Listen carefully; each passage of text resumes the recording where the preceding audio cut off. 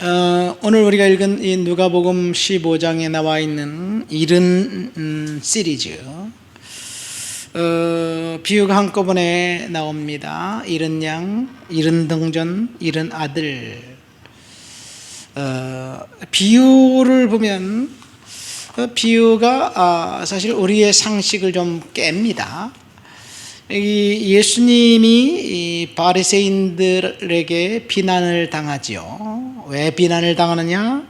죄리와 세인들과 함께 식사했다고 비난을 당합니다. 예수님은 세리와 죄인들의 친구로 남아있고, 그런 친 예수를 바리새인들은 비난합니다. 그래서 그 비난한 자들에게 하신 말씀이 오늘 우리가 읽은 본문 말씀입니다. 이 일흔 양과 일흔 동전의 비유를 설명하기에 앞서서 어쩌면 오늘 우리 시대는 이 잃어버린 시대, 상실의 시대를 살아가고 있지 않는가, 이런 생각을 한번 해보게 됩니다. 뭔가 상실했습니다. 교회에서는 거룩함을 상실했고, 세상에서는 도덕을 상실했어요. 제임스 아이패커라는 그 신학자가 계십니다. 지금은 작고하셨는데, 그분이 거룩의 재발견이라는 책에 이렇게 기록했어요. 오늘날 거룩은 한물 간 것으로 생각된다. 이 거룩은 사람들에게 눈을 씻고 찾아볼래야 찾아볼 수 없게 되었다는 이야기예요. 그 이유가 첫 번째, 설교와 종교 서적에서 거룩을 찾을 수가 없다. 두 번째, 리더들에게 사람들은 거룩을 요구하지 않는다. 세 번째, 우리가 개인 전도할 때 개인적으로 거룩함의 필요성에 대해서 결코 말하지 않는다. 그래서 거룩을 상실한 시대라고 이야기합니다. 그래서 교회에서는 거룩을 상실했습니다. 이 성경에 쓰여 있는 거룩이라는 단어는 분리라는 단어입니다. 그런데 구약에서는 장소적 의미로 쓰이고 신약에서는 사람들에게 쓰여집니다. 그래서 구약은 거룩한 장소가 중요합니다. 왜냐하면 그 장소에서 하나님을 만나고 양을 죽이고 피를 흘리고 그리고 하나님께 제사 드리기는 그런 장소이기 때문에 그렇습니다.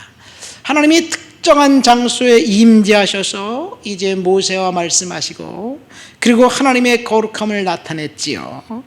제사장들에게는 너희들이 거룩하다는 그런 의미에서 거룩하고 구별된 옷, 에봇을 지어 입혔습니다. 그런 의미에서 보면, 거룩 구약적 의미에서 보면 교회는 거룩한 장소예요. 예배드리는 거룩한 장소. 그리고 목회자는 제사장이 거룩한 구별된 옷을 입었던 것처럼 거룩한 사람이 되어야 되는데, 사람들은 교회가 거룩하고 목회자가 거룩하다고 생각하지 않습니다. 또 하나님의 백성들인 성도들이 거룩한가라고 생각할 때 성도들은 성결하다고 생각하지 않습니다. 이것이 오늘 우리 시대의 이야기입니다. 세상에 나가면 도덕을 상실했습니다. 거룩을 상실하면, 사람들이 거룩을 상실하면 이제는 도덕은 찾아볼래야 찾아볼 수 없는 시대가 되는 거죠. 지금부터 한 50년 전인가요? 1972년도니까 미국의 리처드 닉슨 대통령이 거짓말한 것이 들통나서 결국은 대통령직을 스스로 물러납니다. 워터게이트 사건이라는 거죠. 그 이유는 양심이 살아있기 때문에 그렇습니다. 그로부터 딱 30년이 지나고 난 다음에 1999년도인가요? 이 클린턴이 그 성추문 스캔들을 일으킵니다. 대통령 집무실에서 하지 말아야 할 일들을 하고 그것이 들통났습니다. 그런데 그는 끝까지 아니라고 우겼습니다. 그리고 대통령의 재선에 당선됩니다. 그만큼 도덕이 붕괴되었다는 이야기지요. 또다시 시간을 한 20년 정도 뒤로 들어가서 대한민국 우리의 상황을 볼까요? 이 도덕을 상실하니까 괴물들만 존재하는 세상이 되어버렸습니다. 자신이 행한 거짓과 파렴치한 행동을 떳떳하게 드러났어도 숨기면서 아니라고 오리발 내밀면서 하는 말은 법적인 하자가 없습니다 라는 주장이에요. 법적인 하자가 없으면 불법적인 그런 행동을 한 것조차도 용인될 수 있다는 생각들입니다. 법적인 하자가 없는 게 아니죠. 사실은 법망을 교묘하게 피해서 그 자기가 갖고 있는 지식으로 부패와 부정을 저지른 거죠.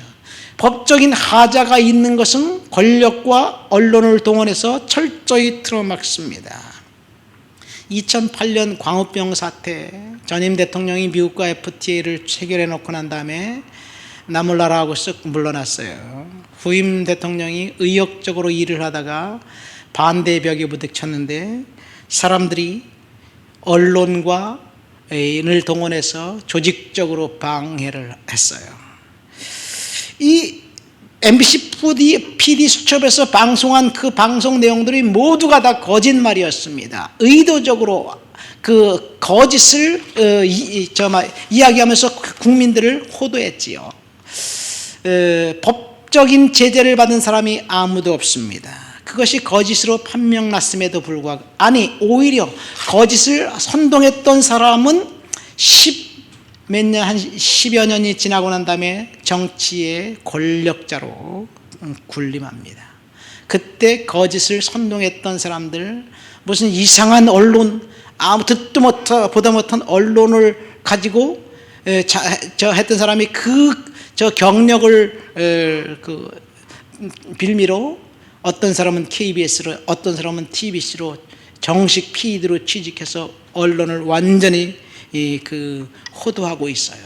그리고 그런 사람 밑에 정치인들이 머리를 조아리면서 거짓에 기대어서 사람들을 이제 속이고 있습니다. 도덕이 사라진 시대에 참담합니다. 이것이 상실의 시대예요. 오늘 우리가 읽은 말씀에 보면 양 100마리 중에서 한 마리를 잃어버렸어요. 한 마리를 상실했습니다. 근데 이해가 되지 않습니다.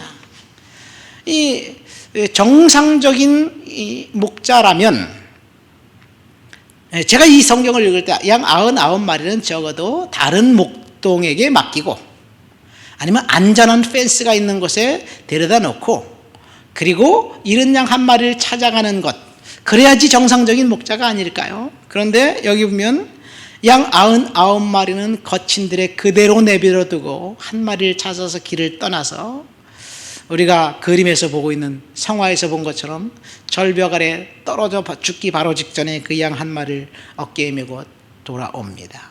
그리고 중요한 것은 잔치를 벌여요.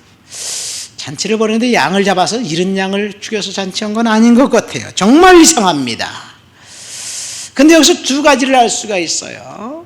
첫 번째, 천국은 우리의 생각처럼 그렇게 쉽게 이해될 수 있는 것이 아니다.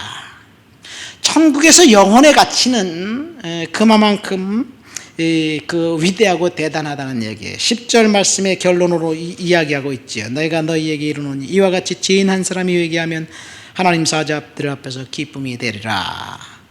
자, 두 번째는 하나님의 완벽한 보호입니다. 누구? 양 99마리.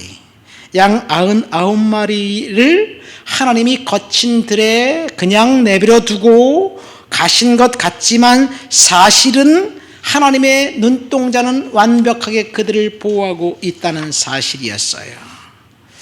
이것이 예수님께서 말씀하신 비유의 핵심입니다. 어쩌면 우리는 양 99마리 중에 속한 사람일 수도 있습니다. 왜냐하면 우리가 주님을 떠나지 않았기 때문에. 거룩하고 겸손하게 열심히 신앙생활하는 사람들은 입장에서 볼 땐 그렇죠. 근데 우리들에게 힘든 일이 찾아오고 어려운 일이 찾아올 때, 하나님이 침묵하실 때 하나님이 그때도 함께 하신다는 사실, 이것이 잃은 양을 통해 주시는 교훈입니다. 그리고 잃은 드라크마의 비유는 더 황당합니다. 한 드라크마는 노동자의 하루 품삯이에요. 데나리온하고 똑같습니다. 이 드라크마는 헬라의 동전이고 데나리온은 히브리의 동전이에요. 동전 하나 잃어버리면 한 10만 원 정도 되는데 그거 잊어버리면 물론 등불을 켜고 열심히 찾겠죠. 열심히 찾는 건 누구나 다 동일해요. 그런데 그것을 찾고 난 다음에 이웃을 불러 모으고 잔치했다. 요 장면이 이상합니다. 그렇지만 이것 역시 잃은 양처럼 하나님의 앞에 잃은 영혼의 고귀하다는 것을 우리는 알게 됩니다.